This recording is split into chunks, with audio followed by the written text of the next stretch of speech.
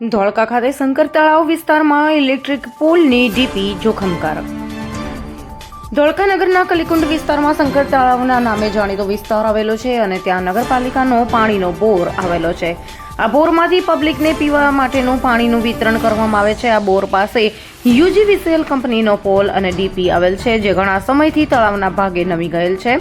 આ બાબતમાં સામાજિક કાર્યકરોએ પણ ઘણી વખતે અગાઉ રજૂઆત કરેલ છે અને તેની પ્રેસ નોટ પણ દૈનિક અખબારમાં પ્રસિદ્ધ થયેલ છે. તેમ છતાં યુજીવીસીએલ કંપનીનું પેટનું પાણી પણ હલતું નથી.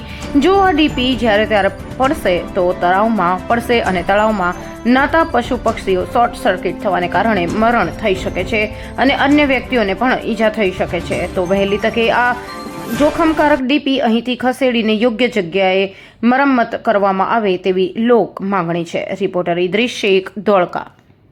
हम दिखाएंगे सच्चाई की खबर चैनल को लाइक कीजिए, सब्सक्राइब कीजिए और हमारे साथ जुड़े रहिए. हम दिखाएंगे आपको सच्चाई की खबर.